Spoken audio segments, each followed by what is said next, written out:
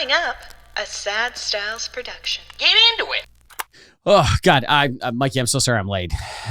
You've been waiting. I have been waiting. Yeah. I've been sitting patiently and waiting here. I actually, Right. I don't want to start the podcast off on this front, but Yeah. You don't want to start? You don't want to start now? I feel like we have to start. We should have started 10 minutes ago. Yes, that's my bad. I don't want to start off on such a negative footnote. Okay. All but right. you have disgraced me in a way, and you know that. I am sorry, Mikey. I didn't think this would be a big deal. It's 10 minutes. We'll make it up. Sure, 10 minutes this time. Yeah.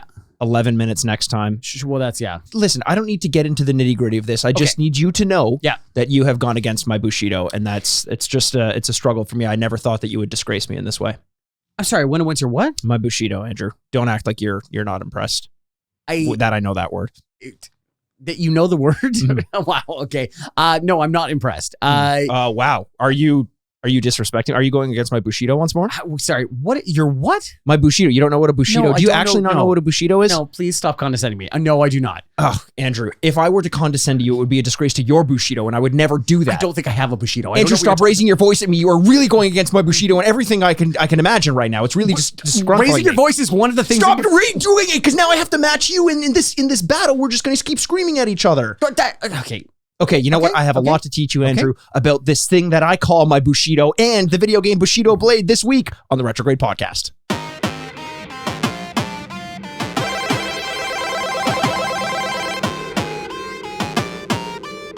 And welcome to the Retrograde Video Game Podcast, where this week we cut each other down to size one limb at a time. Gross. My name's Andrew Baskin, but with me as always is the bad boy podcasting, Mr. Bebop himself. My katana, Aaron Word. That's good. Yeah, it's katana because katanas are all over the place in this week's game. We're going to be taking a look at the PlayStation 1 classic. I deign to call it a cult classic. Oh, okay. Bushido Blade from 1997, Andrew. I'm excited to talk about this game. I know you're not incredibly familiar with it. No. Just like you aren't incredibly familiar with my code of honor, my Bushido. That's what that is. It's a code of honor. It is a code of honor in a way. I mean, in my extensive Wikipedia research where I read sentences around the word Bushido and just gleaned what it could possibly mean. It provided more blue links. You're like, no, I'm good. Wait, you can click those things? Yeah, that's what those mean. I thought the blue underline was just a wave of the hand, like, don't worry about it. I thought that's what it was doing. It's kind of important word. You'll learn it later. It's all good. Code of honor, like do no harm and others. Yeah, well, I mean, when it comes to Bushido specifically, it's usually in regards to warfare. Do tremendous harm would be a good, but be honorable while you do it. I think like Ghost of Tsushima, which you played. I did. And you liked. I did. And I played. Yeah. And I liked. Oh. They talk a lot about Full circle.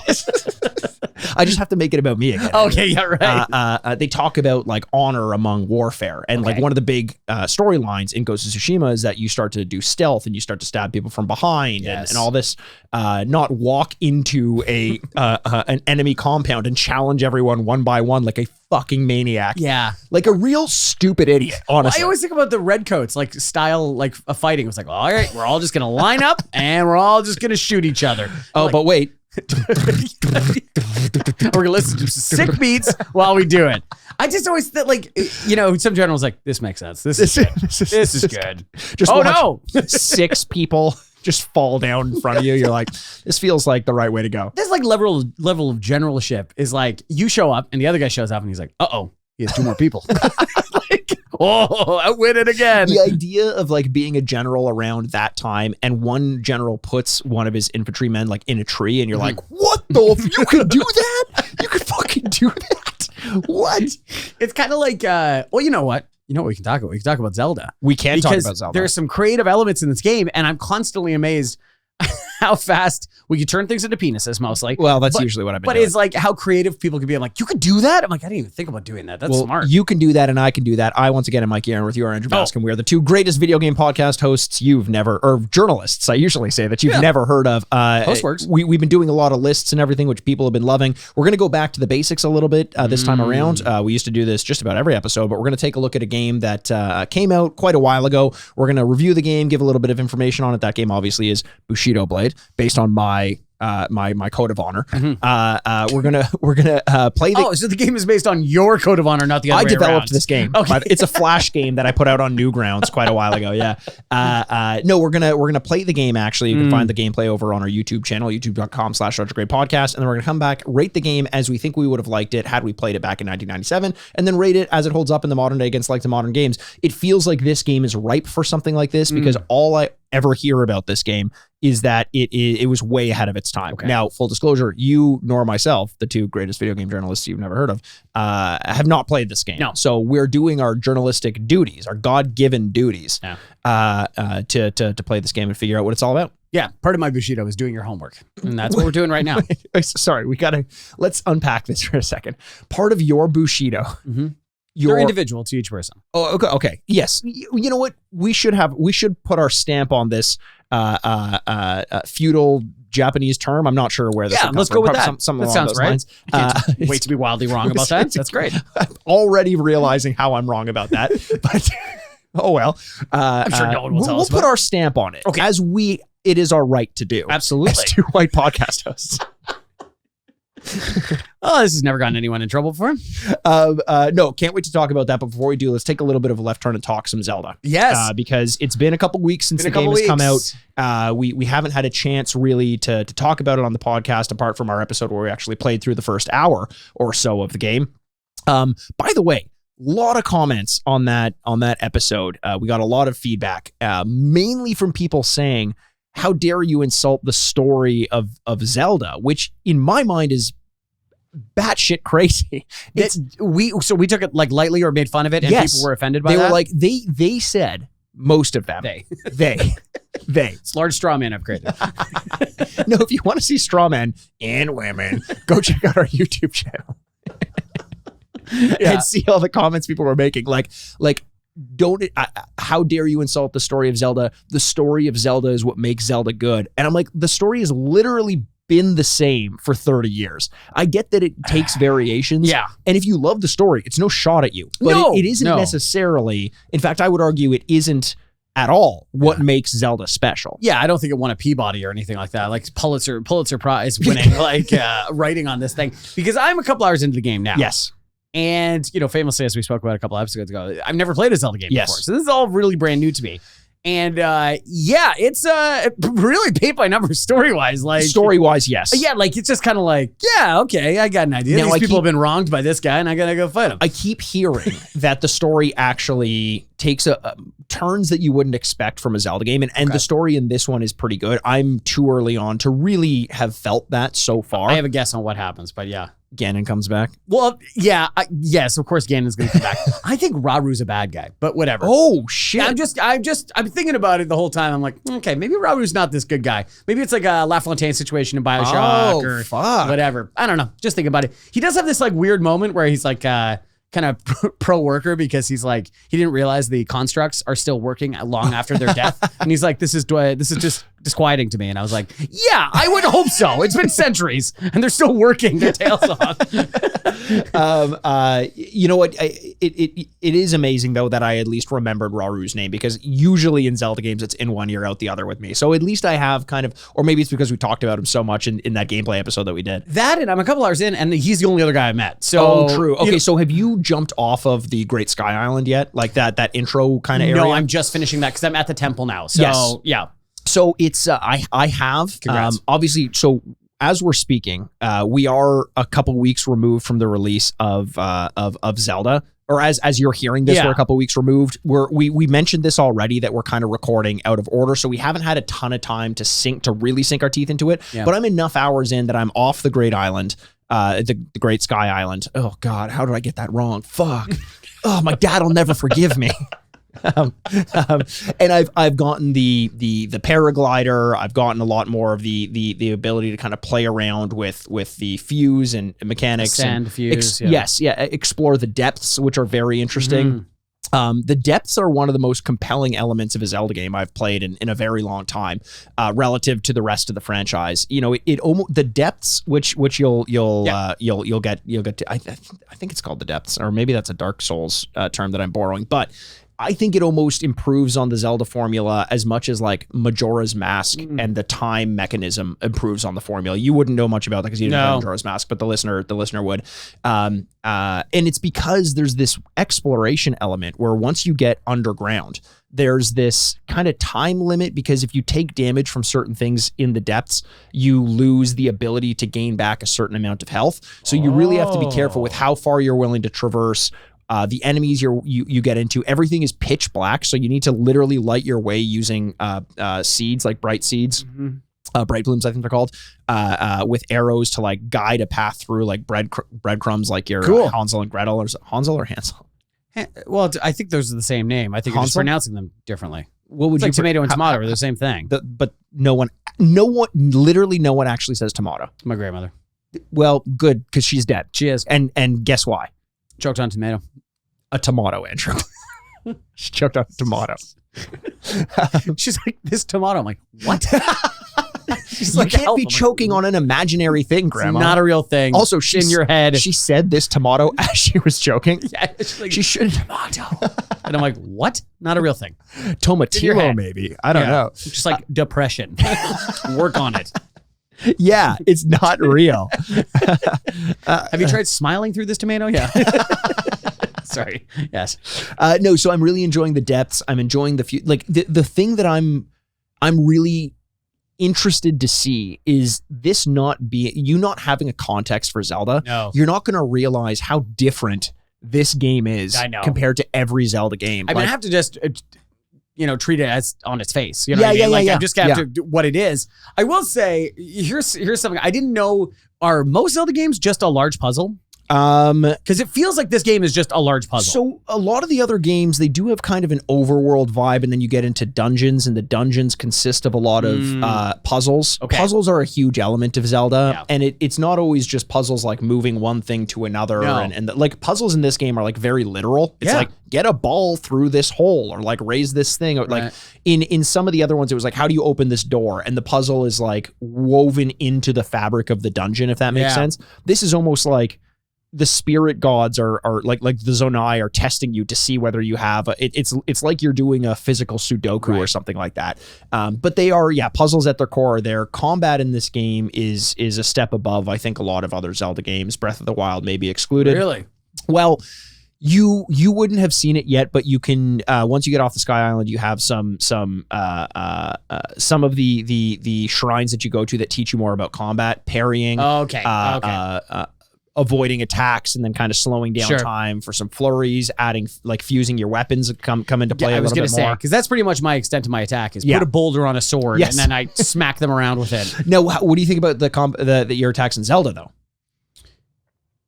How are my attacks in Zelda? Well, yeah, because boulder on a sword thing, that's just you walking around Toronto. I've seen you do it before.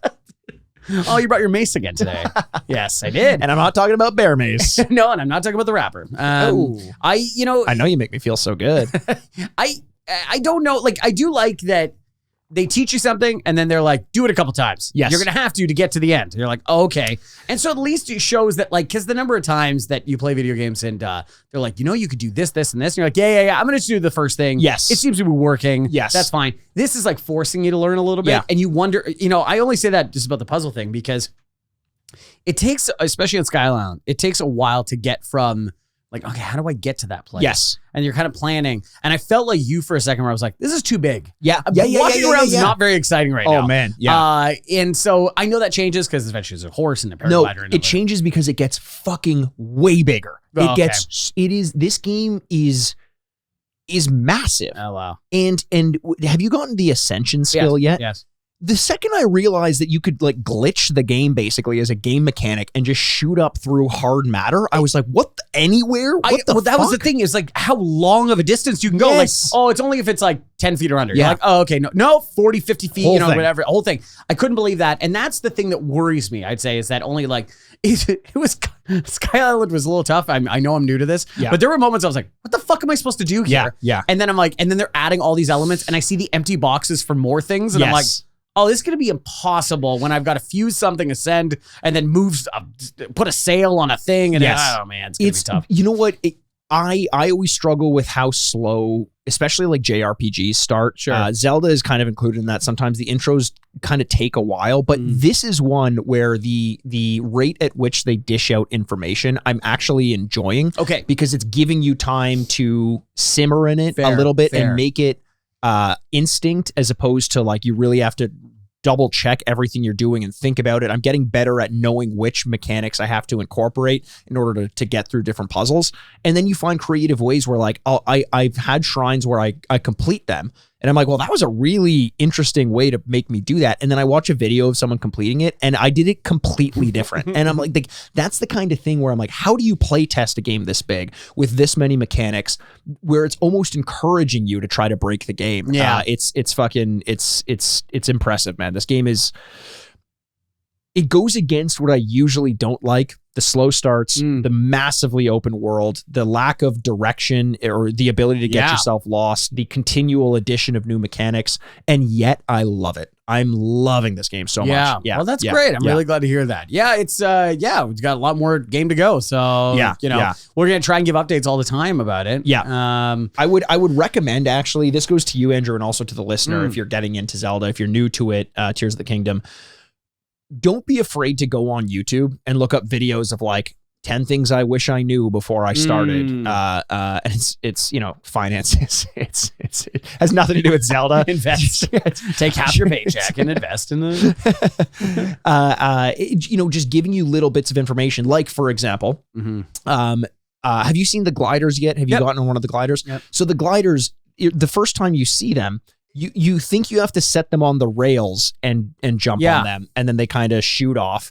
They don't tell you, but intuitively you can kind of figure out that if you stand on the left, one, isn't that crazy? It's and what's crazy about that, as an aside, just before I get back to my point, is that they, as the developers, know what you're capable of figuring out as like a lowest common denominator. Like everyone will instinctively figure that out. Yeah.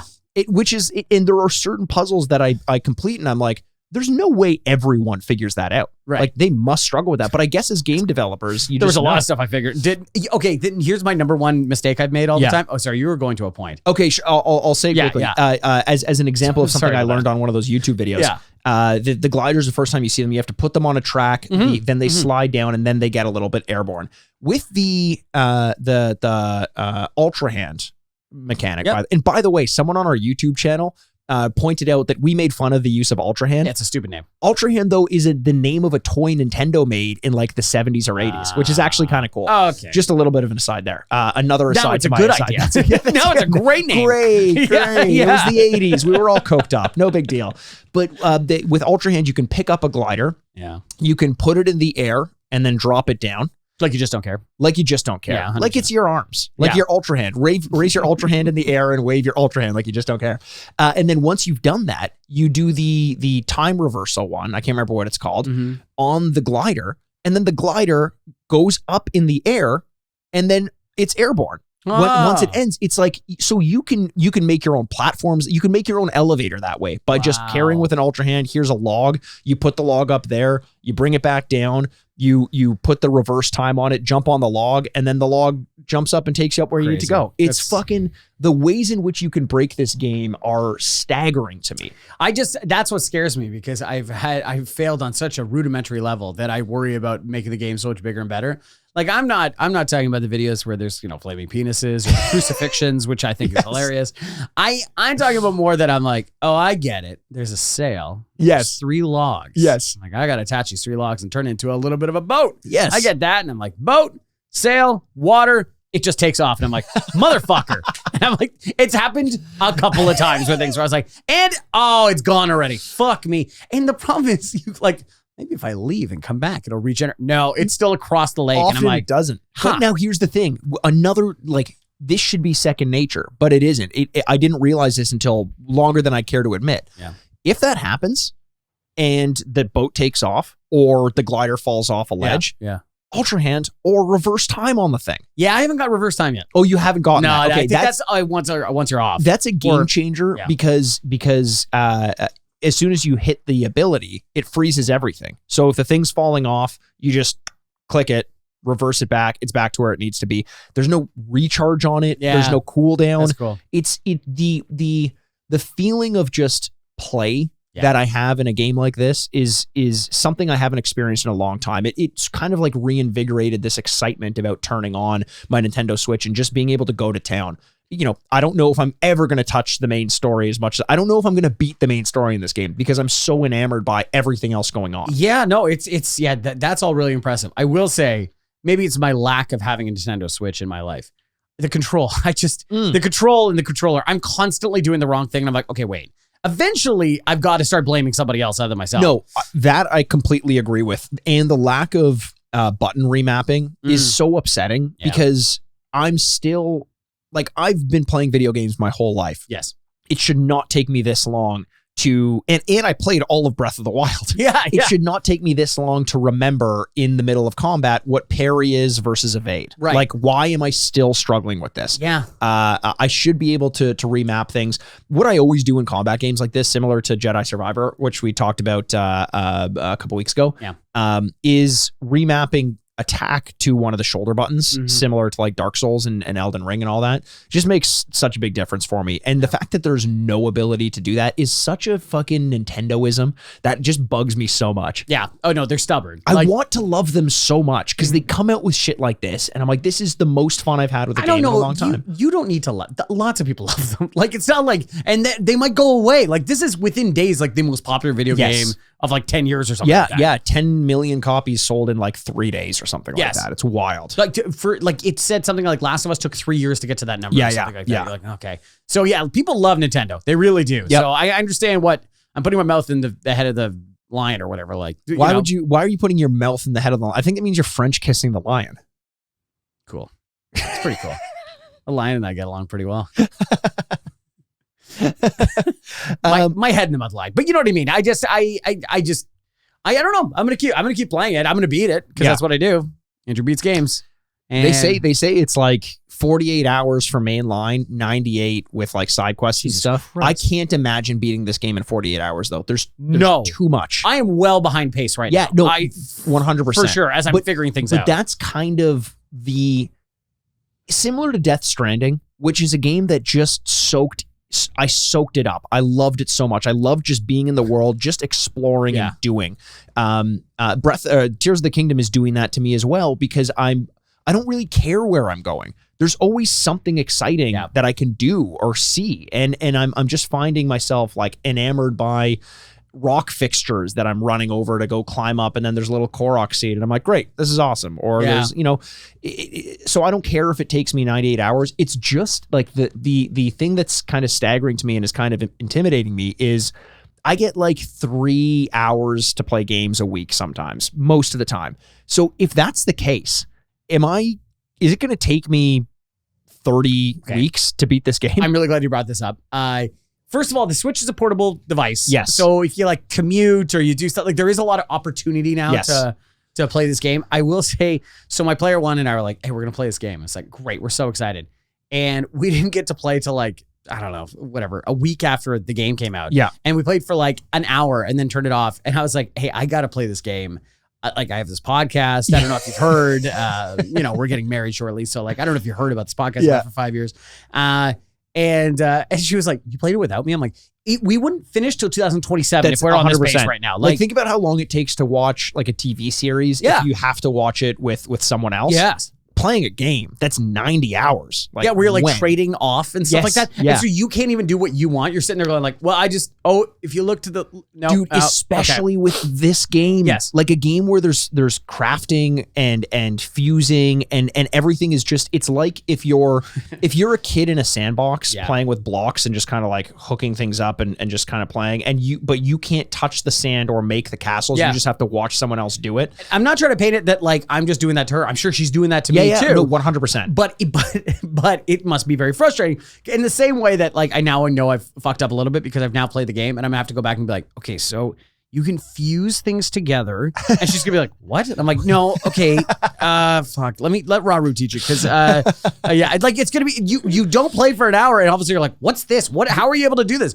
You can go through the rocks. You almost want to play through all of the intro stuff, like the first 5 hours of the game together, and then you can kind of go off, explore, and do your own thing because it's so integral. I will say, there's still that incredibly obnoxious stop-start dialogue repeating itself over and over again that I can't stand. Like, there's this town that you get to right when you jump off of or soon after you get off of the sky, Great Sky Island, and you go there and you talk to like this soldier in the center of town who opens up this door, and there's like this emergency shelter that you can go in and get equipment and cook and sleep and all that stuff. And every time you go talk to him, the door's closed after you've like exited and come back. And he's like, let me guess, you want to go to the emergency shelter? And then it goes to Link, and then it goes to him. He's like, I love the emergency shelter. You can do this, this, and this. I'm like, I know that. And then it cuts to the scene, and it shows them from another angle, and this slow cut scene of the door opening up. And then it goes back to him where he's like, now you can go use the emergency shelter. Just be careful. Every single time you have to go back in instead of just like, just open it. Just open the fucking door. I don't want to waste my time. Those little moments of just spreading it out for no reason. Yeah. If it's already a 90-hour game, I don't want to spend 5 minutes watching a door open slowly for the sixth time. No thanks. Yeah. If that's in place of a loading screen, I guess. But like, I guess they have to do sometimes, but there is some loading screens. No, there are loading screens, but then there's also like the God of War mechanic of like you have to go through this narrow space, but while you're doing that, it's actually loading everything on the other side. Yeah. Like, you know that. Yeah, that's fair. Yeah. When it cuts to the different angle. Yeah.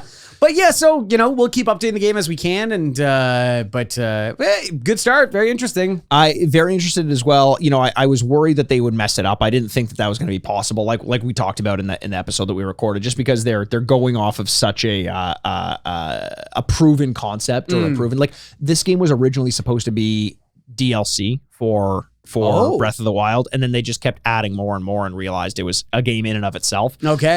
So they kind of turned away from that. But you can see how it has the skeleton still of Breath of the Wild. It's the same Hyrule, just with depths, sky islands, and more caverns.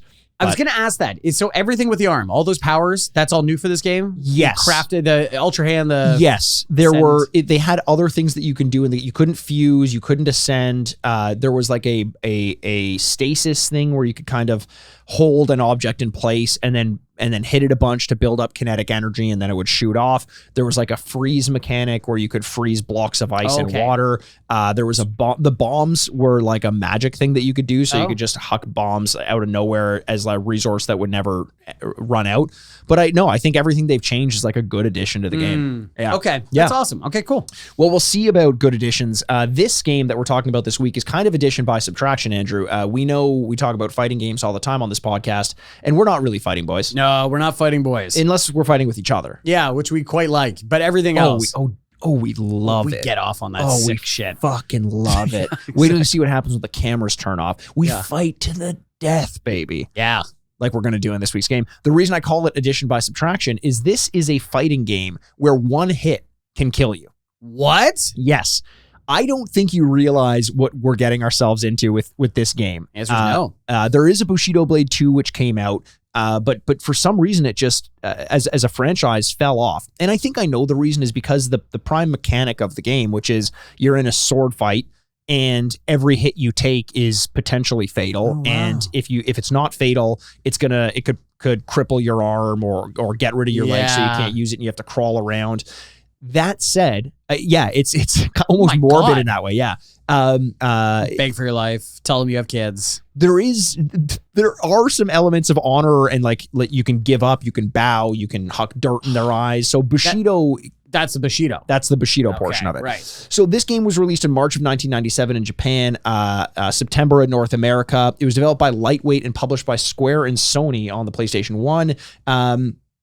Do you know much about, like, did you know anything about Bushido before this? No. So code of honor among warriors, etc. Essentially, and there is an element of that's kind of thread through this game. Mm-hmm. So if you use tactics like attacking someone from behind, or when they bow to you, hitting them, or there's like a way you can throw dirt from the ground into someone's eyes. Love it. Doing things like that, you might win the fight, but in the story mode, eventually you'll be, and Wikipedia describes it as you get berated by the game. And I'm like, dude, it's been a long day of work. I don't want to sit down, beat an enemy any way I can. Yeah. They're holding a sword to my throat. This reminds me of the story of Mikey playing FIFA with the Kinect and swearing, and it's like you got fired for swearing? Yes. As the manager? The Kinect, I've told this before, but I'll tell it again briefly. The Kinect was bundled with every Xbox One. I was playing FIFA. I didn't know that even if it wasn't doing anything actively in the game, the Kinect was the camera that was associated with the Xbox One, that it was listening to you. So I was a very angry gamer back in the day. Still am kind of. Yeah. It comes out. Yeah. So I was playing the game and I was incredibly frustrated and I'm swearing. And I'm like, what the fuck is going on? This is bullshit. And all of a sudden I finish one game and there's a message from the GM of my team. And it's like, your on-field antics are disrespecting the club. You have to rein it in, blah, blah, blah. It's a disgrace, all this stuff. I'm like, don't know what the fuck you're talking about, Ted Lasso. Like, chill. So the next game, I'm winning. I'm winning, and I'm finally doing well, and I'm celebrating. I'm like, fuck yeah, got him. This is amazing.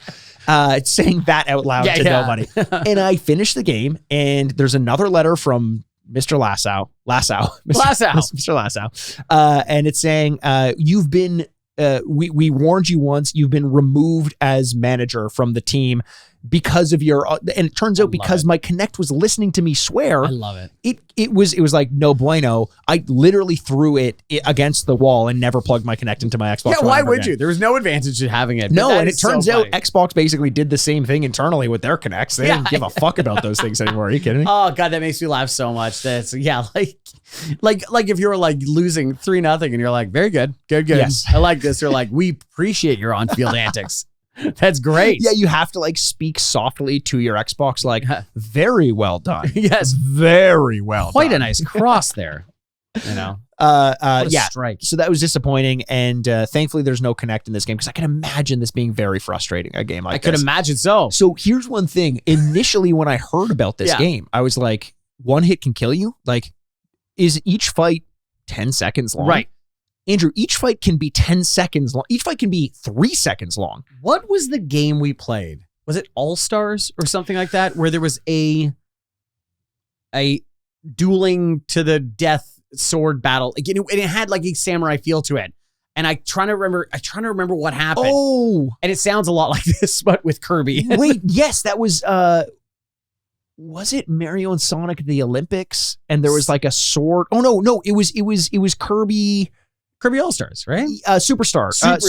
Yeah. Okay. God, what the fuck? All right. It's so I put you on the spot. But there was something like that. Superstar Saga, I think. Yeah. And I just remember going like, man, that was really cool. And I like that. And now we're getting a version of that, but it's like weird and gory. It's weird and gory, and like it has the combos and mechanics of a fight game, whereas the Kirby one was kind of dialed down. It was more timing based. This one is like, you need to, there's a high stance, a medium stance, a low stance. There's a block, there's sprinting, there's moving diagonally, there's rolling on the ground, there's taking a knee, there's combos associated with each weapon, and each character has a weapon preference, and ones they're good at and ones they're not. Like, it's so technical. And the reviews as a result were obviously incredibly split when it came out. Okay, that's what I was gonna guess, because it sounds like either, wow, that's really cool, or this could be very frustrating. So in EGM, for example, there were 4 reviews. 3 of the reviewers gave it no higher than a 7, and 1 of the reviewers gave it a 9. Wow. And it was basically this premise of like, the core conceit of the game is something you either like or you don't. If you like it, it's unlike anything you've ever played. If you don't like it, you're going to fucking hate the game. Yeah. And I'm curious to see how we react to something that's kind of like, unlike anything we've played. Usually we have a healthy amount of respect for something like that. In theory. In practice. But like, because like this sounds like a really cool game, but then you might play it and you literally might play it for 45 seconds and go, oh, fuck. Yes. This sucks. Yes. You know what I mean? This sounds like a cool arcade game, by the way. But true. Because you'd put your quarter in and you're like, shit, I lost. Yes. Quarter. Well, who am I kidding? That would actually kind of suck if you had to put a quarter in every time you played and you're losing like immediately. I've played a few games where you're like, this. The Terminator game. Yeah, just killing you left and right. Yeah. I think that's the case, where the Terminator game had like the slowest or the quickest quarter turnaround in it. Right. We're talking about the Terminator game where you're actually, you have the gun that you're shooting. Submachine gun kind of thing. Yeah. Yeah. Because everyone just wanted to shoot the gun. They didn't care that they were dying literally every 15 seconds. It was also the Terminator, and they had like the T2000, you know, T1000. T1000. T1000 is the metal, like the goopy metal. Oh, that's T800, I think. So T800, the metal one with the red eyes. Yes. They're coming out, and you're like, this is great. But then you start looking at like Area 51, you're like, see, I was doing much better at that one. Yeah. And then maybe I'll do or House of the Dead or something House like that. of the Dead was great, man. Yeah. That was like another... Okay, here's a question for you as a little sidebar. Sure. If you can have... Okay, you have... This is almost a mushroom club. I know where you're going with this. You have... You can buy 3 arcade games. Okay. You know what? We're definitely doing this for a Mushroom Club. I think we'll do a Mushroom Club literally this week about this. Yes. Yeah. Or it's come out already. Yeah. Okay. Let's save that. Yeah, I'm gonna save it because that's a really good idea. Yeah. God, I have so many ideas already. Yeah. So hey, join us on the Mushroom Club. Patreon.com/retrograde podcast. It's $5 US per month. 2 bonus episodes per month. Sometimes we try to put in more. Sometimes we can. Sometimes we can't. We talk about movies. We talk about games. We do some playthroughs. We interact with the community. We love you guys. This is an organic advertisement. We actually genuinely came up with something on the spot. Yeah. But yeah, I don't know because you play this game, and then you kind of go like, well, it would be frustrating enough. Whereas I feel like Terminator and other games like that, and I think the Jurassic Park game was kind of like that too. The one where you like step into the booth. Yeah, you're in like a car kind of thing. Yeah. Where you're like, I don't know what I was supposed to do wrong here. Like I just died. Whereas in this one, you're like, fuck, I went low, he went high. It's so technical. Whatever. Yeah, and then you go, I want to try again. It's kind of essentially gambling. What worries me about this is it's so technical that it's almost indecipherable, right? Because that can happen with these sorts of games as well. Like we're going to be playing it almost like the Tecmo Bowl thing, where it doesn't look as in depth as we realized it was when we were playing it. Yes, but there's so much more to it. We're going to just be slashing at each other and being like, well, I guess that's that. Like, what the fuck am I supposed to do with that? Right? And someone's going to reach out to us and be like, no, you're insulting that game goes against my Bushido. You've insulted my Bushido. It's like, whoa, which part did I insult your Bushido on? It's like being wrong on the internet. It's like, that's part of your Bushido? Well, everyone's insulting your Bushido. Yeah, you must be pissed off all the time. Well, that sounds like 90% of the internet. So. Yeah, this makes sense. This tracks. Yeah.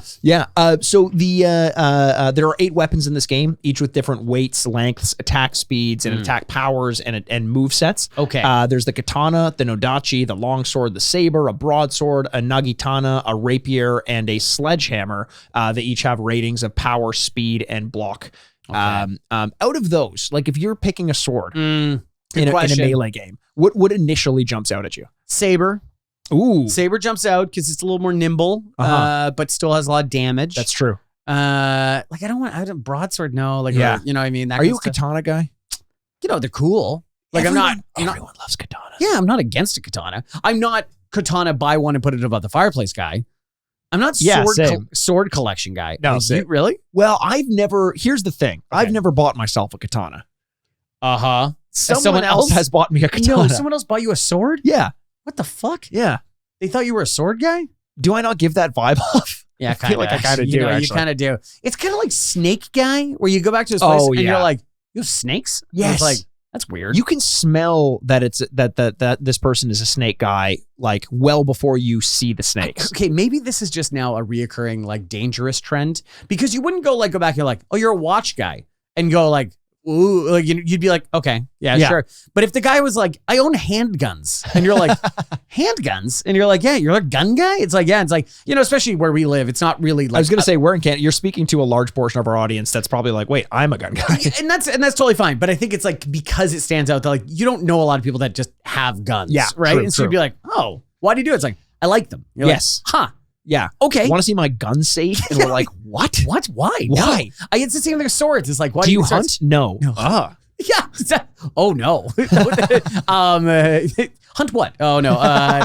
It's the same thing with the swords thing. It's like, what do you do? You're like, I dig them out, look at them every once in a while. Yeah. Like, okay. You just picturing the person slashing at air.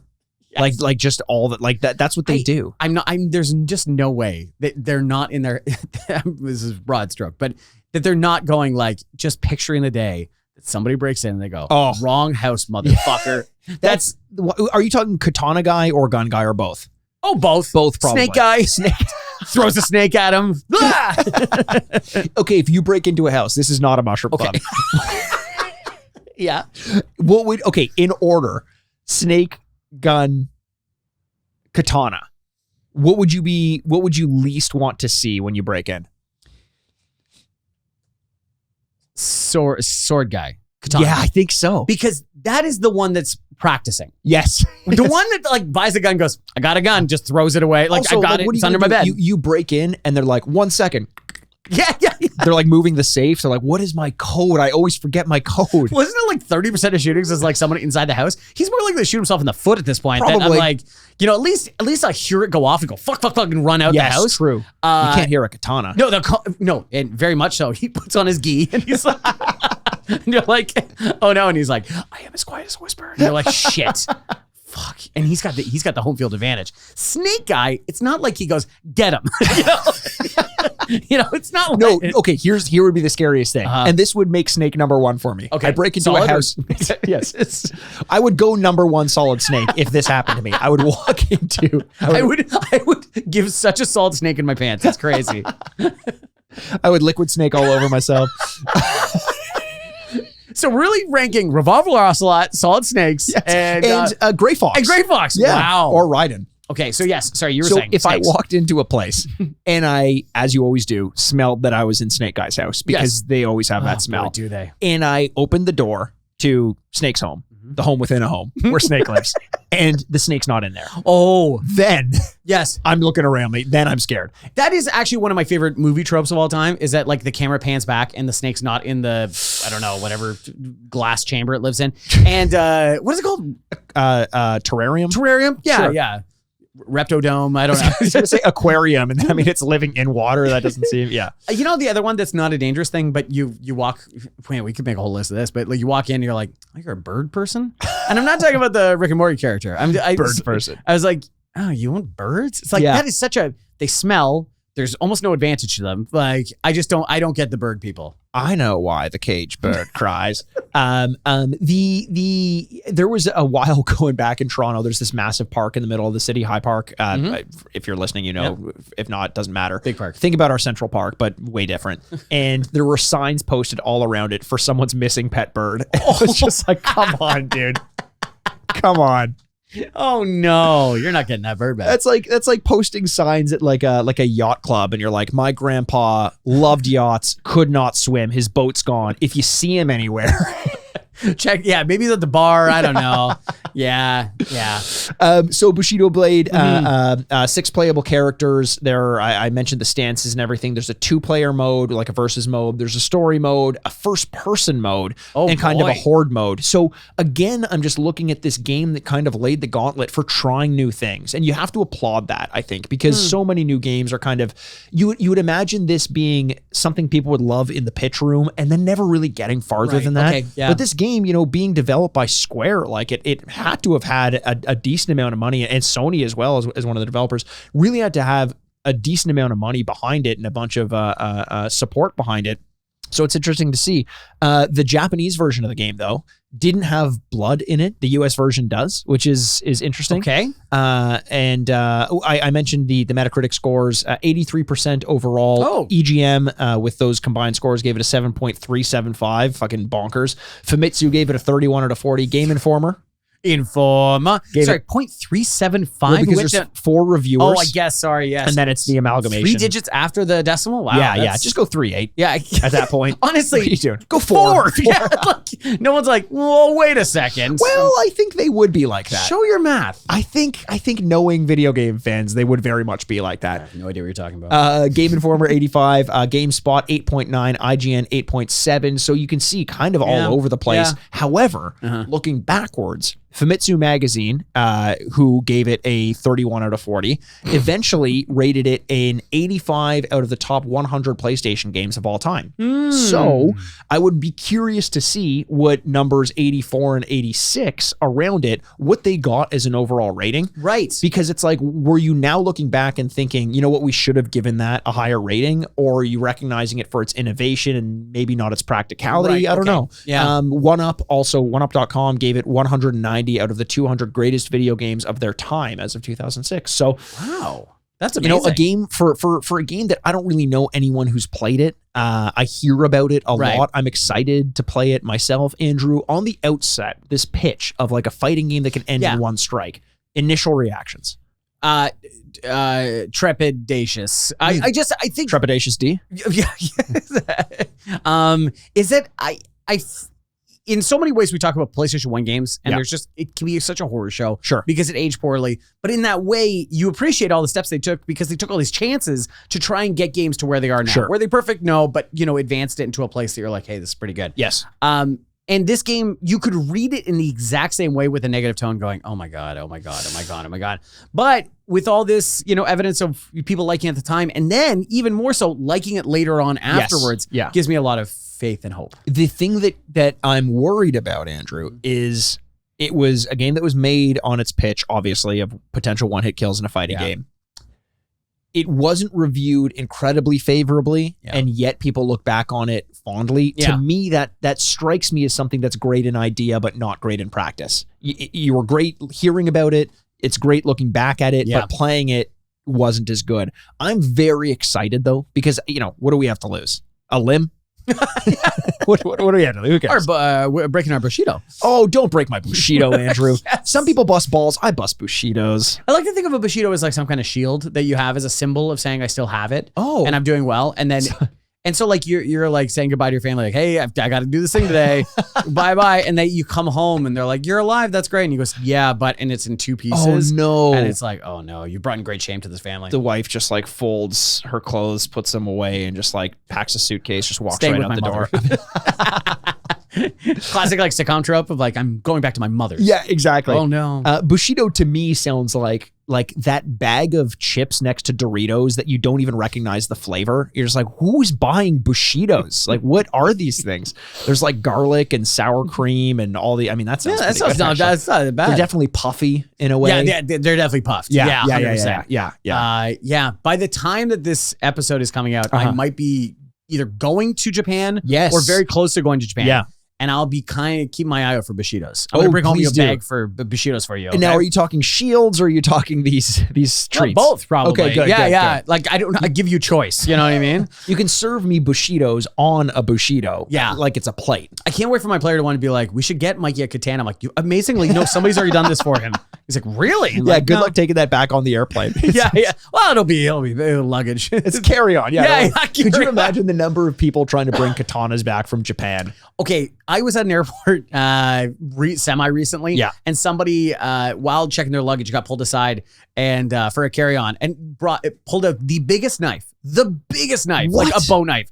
And his wife and kid, the guy's like, can you explain this? And he goes, that was in my bag. And she's like, are you serious? And I was like, it was just complete laziness, it seems like. And I just love that they definitely had that conversation, like, make sure that bag is clear, all that kind of stuff. Yes. And he pulls out a knife the size of my forearm. And he's like, are you serious? I'm like, Alex, let's go. Like, I got surrounded by cops in an airport not too long ago. Why? Because I was because of the mustache. Yeah. Yes, exactly. Because I was going through security. Yeah. And I had my toiletries bag in my suitcase, and they all got shifted to the side, which means extra screening. Mm-hmm. And all of a sudden, the person's like, "We're just gonna go through your bag," and she was so nice that I'm like, "What is going on right now?" And she's like, "Oh, we're just gonna." Sorry, I'm nervous. Yeah. I just gotta call like my supervisor over, just because it's a routine. Are you okay with that? I'm like, "Yeah, that's totally fine." You have a say in this? I must have seemed like a psychopath, because in her mind, she's about to bust me, because what she sees in my toiletries bag is a comb that folds up, and she thought it was a butterfly knife. Oh, so it is metal, and it folds up. I completely understand, but all of a sudden I start to I'm thinking like, in my mind, I'm like, of course I don't have anything bad. This is routine. Yeah. But now I start to see police, security, people are talking on walkie-talkies. I look behind me. There's cops behind me. I'm like, what the fuck is going on? Oh my God. And then they pull it out and they're looking at, and they're all frantic. And I kind of like lunge forward to tell them like, no. And everyone's like, whoa. I'm like, it's open it. It's a fucking, and then they're like, we can't let you take this on the airplane. And I was like, I guess, like, whatever. Keep looking at it. Yes. Like, I'm not nut. I got a couple hours. Keep looking at it. It's fine. Yeah. So I know that feeling of taking a giant blade on a thing. And we're gonna put some giant blades in our hand as we take a stab at Bushido Blade. Just fucking killing. And we've been doing this too long. Slaughtering it. If you're gonna join us for the gameplay segment over on our YouTube channel, great. If not, we'll see you on the other side. All the details on how to find that are gonna be over in this little break here. So we'll see you on the other side in 2 shakes of a samurai's sword. Segways break my Bushido. Hey, D-pads, want to watch this week's gameplay segment where we play a portion of today's game and provide video commentary while doing it? All of our gameplay segments are available for free at youtube.com/the-retrograde-podcast. Make sure to subscribe and maybe leave us a like and comment while you're there. And while you're here, why not drop us a rating or review on your podcast platform of choice? It only takes you a moment, but it helps us out immensely and lets us know you appreciate us as much as we appreciate you.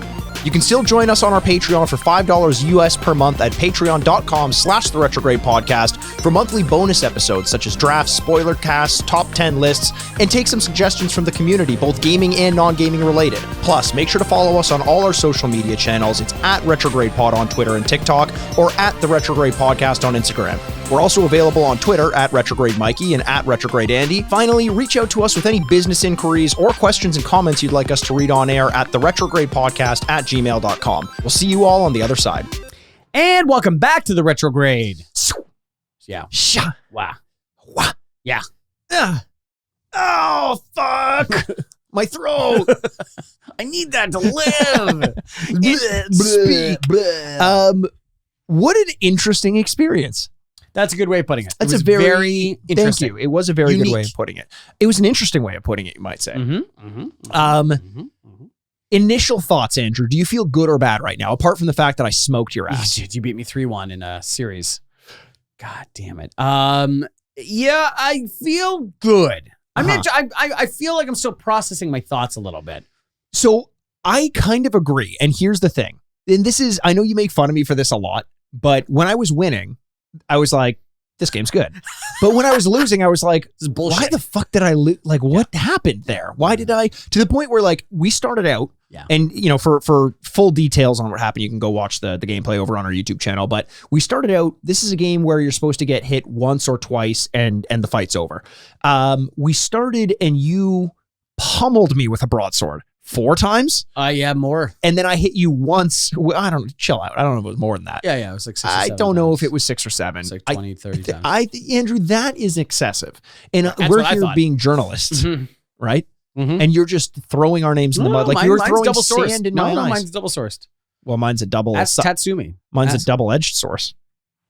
Yeah, so I hit you dozens of times, and Mikey comes back with one little poke, and I'm dead. And I'm like, oh, you gotta be fucking kidding me. To the point, and so then it happens again in the second game where I'm like, okay, something's wrong. I chose the wrong character combination. You know, because we were talking about before that certain characters play better with certain weapons. Yes. It's like, maybe I screwed something up here. And then on the third match, I beat you with one hit. And I was like, okay, but I didn't change anything. So what I was going to ask, like, were you playing your cards close to your chest? Like, did you actually change anything? It doesn't, no. And it didn't feel like there was a correspondence between playstyle and outcome. I felt like the same thing was going to happen no matter what. I totally agreed. There were moments when I was in like a high stance versus a medium stance. And I was like, oh man, high stance, I'm getting those quick kills in there. Like, that's good. And then I stayed in high stance. And then all of a sudden, one time we're fighting and I hit you 3 or 4 times and nothing happens. Yeah. And then I'm like, okay, so it's not the stance thing because I'm pressing the same buttons. Yeah. Is it the angle you're hitting at? Is it, you know? I'm gonna guess it's something to do with timing. Yeah. In a lot of ways, it feels like MLB The Show, and I know it's gonna sound crazy, but like, hey, don't get me started. Oof, gotta sit down for a second. Is that it's all timing. You have the best player in the world facing a bad pitcher, and he throws a hanger, and I'm the best player in the world. You're a bad pitcher. Sure. Whatever, I'm just based on the outcome. No, it's not, Andrew. Not about me. I don't want to make this about myself. I'm just being, for the sake of clarity to the listener who may not have seen what happened. Right. I'm just explaining based on objective outcomes of what happened. Right. In our regular real lives. Right. Not even necessarily. What was the your game. biggest winning streak you went on? 3 rounds to 1. That was not a winning streak. You don't understand what I'm saying, do you? Yeah, no, I struck, my Mikey. winning streak was when I struck your jugular up more than you struck mine. Yeah, over the course of a thing, I went a 7-game winning streak. Mike couldn't touch me. There's one character he's never beaten. That's not true. even once. Well, there's 2 that you've never beaten. I see what you're saying. I see what you're saying. Yeah. A couple of them came pretty close. Keyword. And no, but it's like baseball, where you're the best player in the world against a bad pitcher, and you have a good contact, and you're like, why was that a pop fly? Yeah. Are you serious? Like, what else am I supposed to do here? And there is a certain amount of like, chance involved, but I think it's mostly timing and getting that person at the right spot. Yeah, I think, and if that's the case, then good on Lightweight, the developer, for finding a way to make that work, you know, with relatively archaic hardware at this point in the PlayStation, to know the exact angle the blade needs to make contact. Like, we're looking at massive polygons here, like squares as faces kind of thing, like pre-GoldenEye kind of looking things. So to be able to differentiate a swipe that just goes through someone's apparent body versus hits the right place at the right time, I'm sure there is a rhyme or reason for it. And I'm sure you can look up, you know, all the explanation of how to properly get, you know, but maybe we're giving them way too much credit. I don't know. Maybe could be that is as well. Just chance and, you know, whatever, and that's the way it is. But yeah, to start with those first 2 games was remarkable, because the rest of the games didn't really do that. There was one or two where the tables were completely turned. I literally hit you like 7 or 8 times. I thought I had what was like 7 or 8, okay. 10, a baker's dozen. Sure. Sorry, a baker's baker's dozen. So 13 times 13. Right. That's like a comedian's comedian. Oh, the kings of comedy. A comedian's comedian, the one that doesn't make anyone laugh. The worst. Exactly. The worst. Who hasn't made any money. Yeah, the worst title you can give someone. Yeah. When you have like the improv troupe where everyone has found success except one person, they're like, he's really the funniest of all of us. Like, okay, who's somebody like Dave Attell, right? Sure. Man. Yes. Right? 100%. Dave Attell, and he does stuff, and people like, you know, you'll have the funniest guy in the world going like, that guy's my guy. He's the funniest guy in the world. You're like, huh? And you always know that because he shows up in TV shows that somebody's created, and he shows up for one line or just to get paid. And like, Dave, you're the best. Thanks so much, man. And I don't know. You know, I've never liked Dave Attell's stand up. And I feel like I love stand up. The greats, Jeff Foxworthy, Jeff Dunham, Larry Cedric the Cable the Guy, Cedric the Entertainer. Others, Sinbad. Oh, don't get me started. Gallagher number 2 is, I actually think is, you know, don't shoot the messenger. Yeah, but he's a better comedian overall, than Larry David. Larry David, famous comedian. Well, he was a stand up actually. Was he? I've never seen him do stand up. Yeah. Is it good? He purposely bombed sometimes because he didn't like the audience, that kind of thing. Yeah. So he's a comedian's comedian. But there's certain people I think are funny, and then you do see their stand-up sets, and you're like, oh, okay. Yeah. Maron. I love Mark Maron. I love Mark Maron. There's certain things where it's like, this is so funny. And you're like, yeah. Oh, yeah. Okay. Yeah. And I'm like, I like his podcast. Yeah. You know what I mean? No, I actually... Except for the openings. My favorite part. See, I love his stand-up and I love his openings. Everything else can go to hell. But speaking of being on stage killing, we were doing a lot of that in this game. We were. You more than me. Slightly.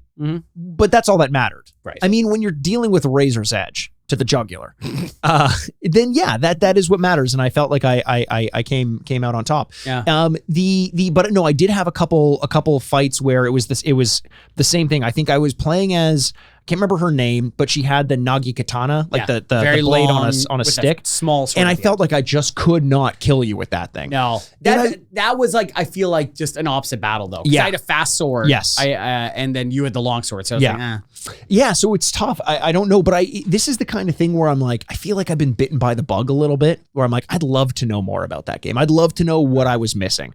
And apparently Bushido Blade 2 kind of did away with some of the immediacy of death in this game. So it went more towards like a standard fighting game, which at that like point, I don't care. I don't know if it went that far, but it was much more. Yeah, handguns. The Punisher was there.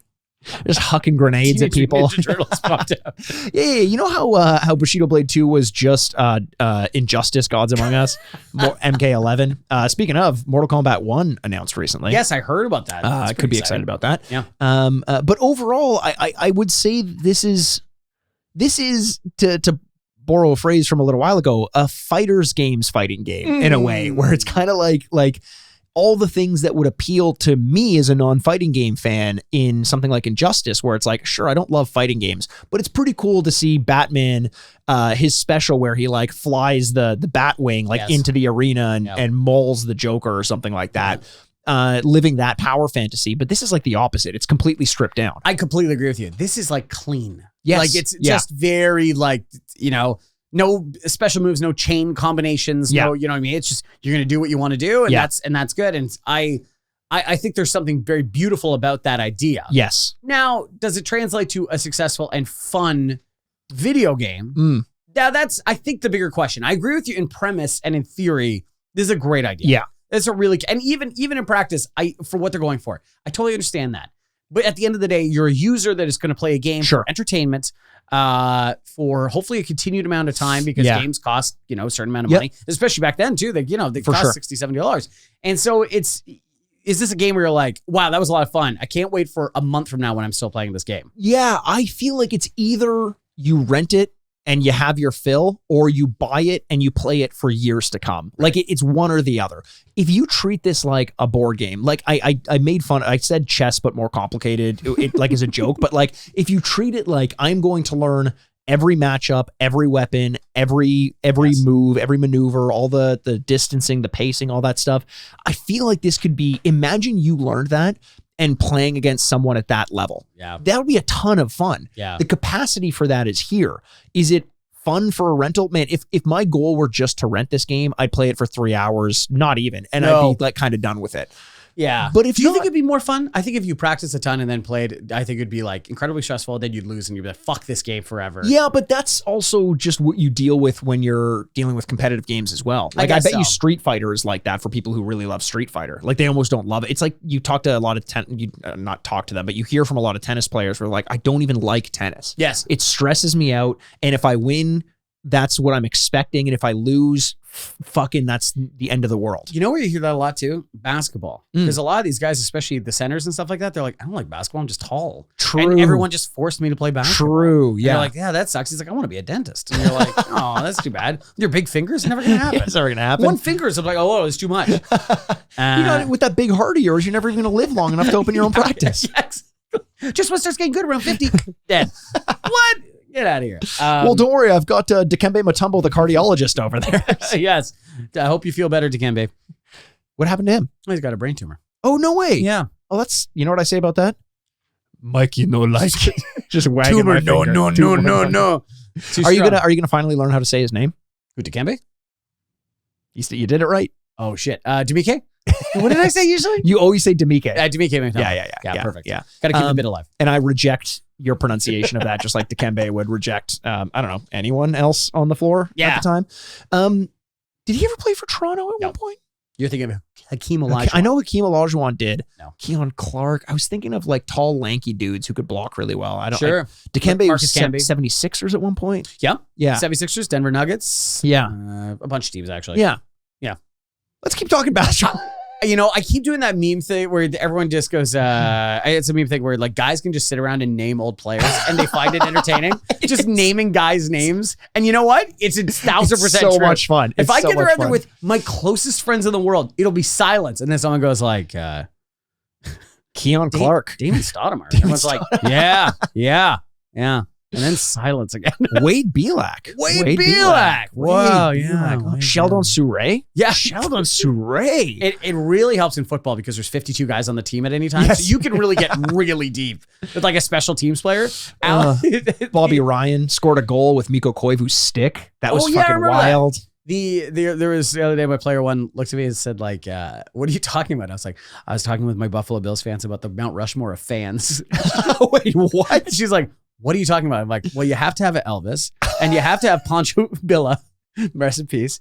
And then you have to have the chefs. The chefs are important. And Pinto Ron, he's important. And she's like, I think this has gone too far. I'm like, oh no, I think this is like the sweet spot. I think I'm in on like the most inner circle at this point that I am so happy about. But yeah, it's not good. No, I love that we're like making fun of it and then we continue to do it for 5-6 minutes. So why don't we pivot and talk about this game then, yes. Andrew? We talked a lot about our impressions of it, but I think there's only time for one more thing, and that's to review the game, Andrew. Absolutely. So what we're going to do is we're going to take a look at this game. Neither you nor myself had played this game back in 1997 when it came out. So we're going to give it a rating based on what we think we would have thought about it had we played it when we were kids back in 1997 out of 4 bits. Andrew, you want to start with your review out of 4 bits? Yeah. When I was a stupid little kid. When? Yeah. I've grown out of that problem. You've grown into it, I think. Yeah, I'm wearing the skin of a much more stupider person now. More stupider. Yeah. Okay. So this is something I don't think I would have appreciated as a kid. Yeah. I think it's just too simple, and it's very subtle in a very odd way to describe this game because there's a lot of violence and things like that. But it is very subtle, and I think I'd be doing what I'm doing now, going like, why'd I die? But having less of an idea. Sorry. Yeah, no, I don't want to interrupt for your okay. review. Yeah. But having less of an idea. And so I don't think I would have appreciated it for its kind of simplicity and its beauty in that way. Yet, you kill somebody, and there is a certain amount of being a kid where you get that immediate satisfaction, and you go, hey, I killed somebody. That was great. Yeah. I can't wait to kill somebody again. I always used to hear my dad say that. Yeah. Coming home from a long day of work. He's an assassin? No, he's just a regular old salary man. Oh, he's an old salary man? Yeah. Huh.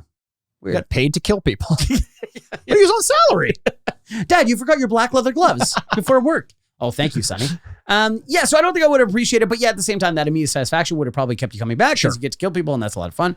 But nothing crazy. So I think I'm going to do a 2.5 out of 4. Okay. I don't know if I just would have appreciated it. I think I'm a big stupid idiot. No, this is, again, a retro score is always incredibly subjective, and I had no patience for shit like this when I was a kid. Yeah. I'm much more refined. I'm artistic. I'm savoir faire. I'm other French words. I'm cultured. Mm-hmm. Savoir faire is what exactly?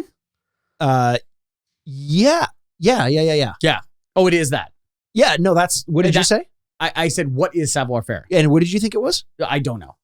That's why I asked you. Huh. Then you lack savoir faire, my friend. 1-0 Mikey. The streak continues. By the way, I am so petty that I've been doing the math in my head. I think you won 15-14 in all the matches. Oh, really? Total.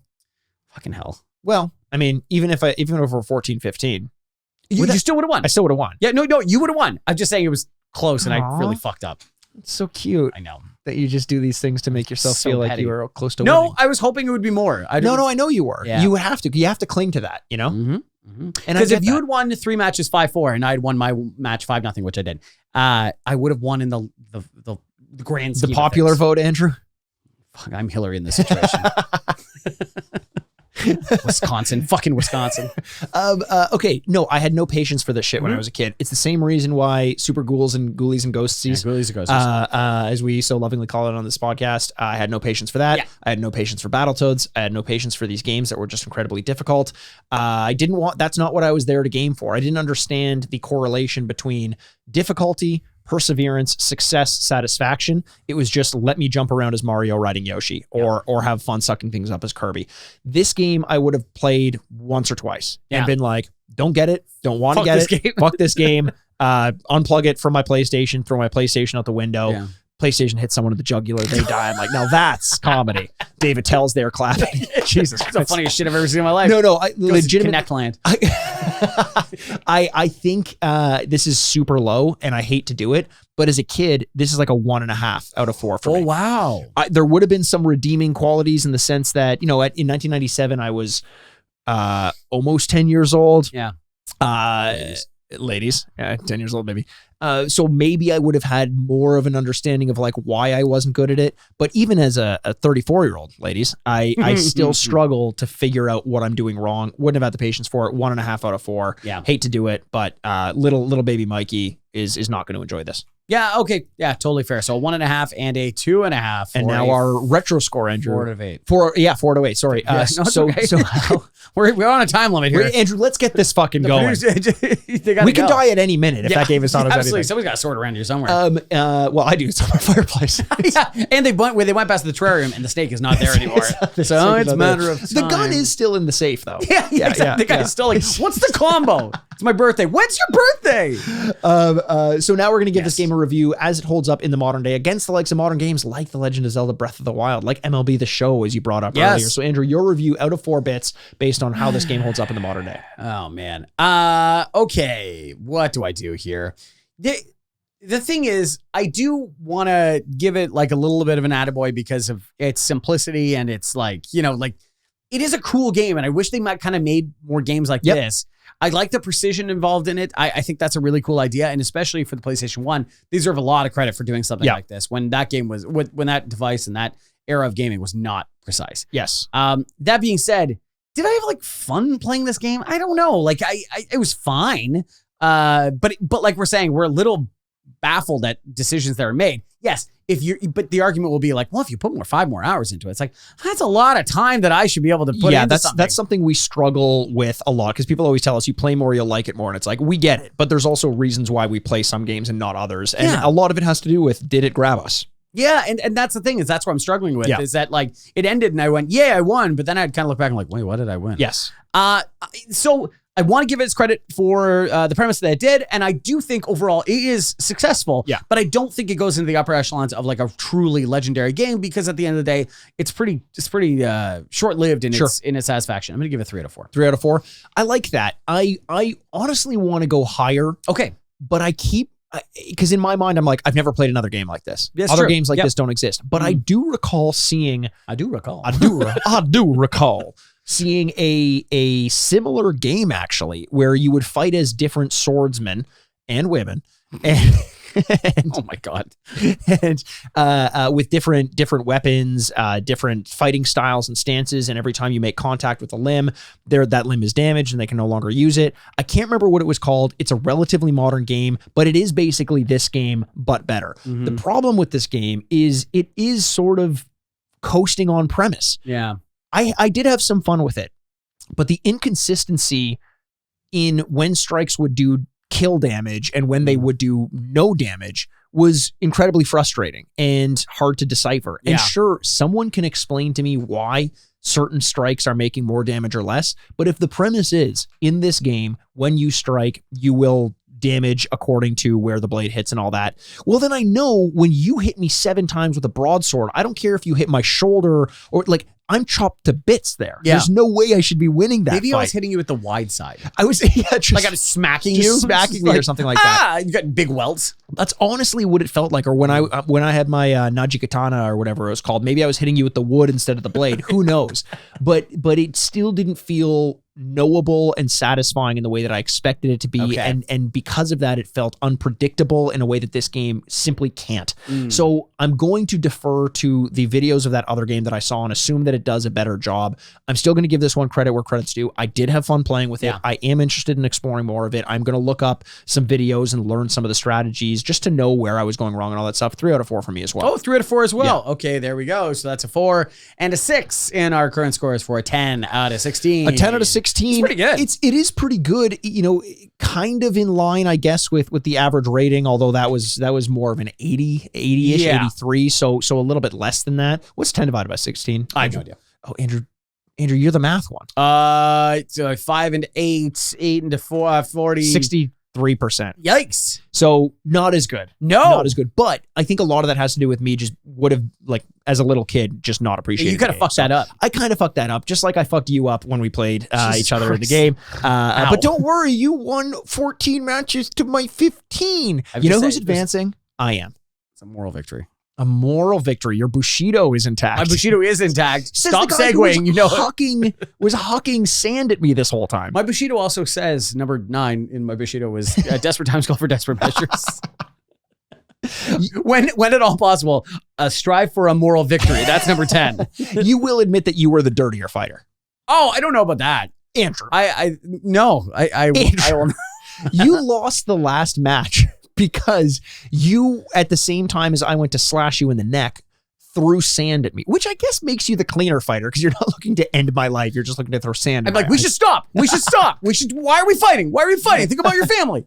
Where you're like trying to strike through my. It worked for me. That was my moral victory. I think the real problem was you who chose to fight on a beach. That's true. Yeah, maybe we fight in Executioner's Cove. I don't know what you expect to happen. It did not look like the pamphlet promised. Executioner's Cove. Grab at you. I'm gonna throw. Well, look, I'm going to throw some awards at you, Andrew.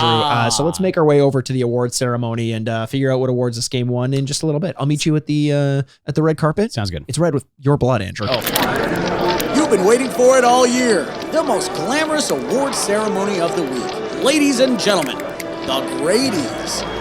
Oh, here we are. Beautiful. Haven't been here in a while. No, it's nice to be on the red carpet. I know, yeah. It's just like I remember it. It's smaller though. A little smaller than I remember. Your elementary school. Yeah. You know what I like about carpets though? What's that? They're clean. They don't have dirt on them. You can't huck them in my eyes. I bought some. Don't worry, it's in my pockets. Oh, you're just carrying on dirt with you. Yeah. Here's Elliot dressed in his finest gi.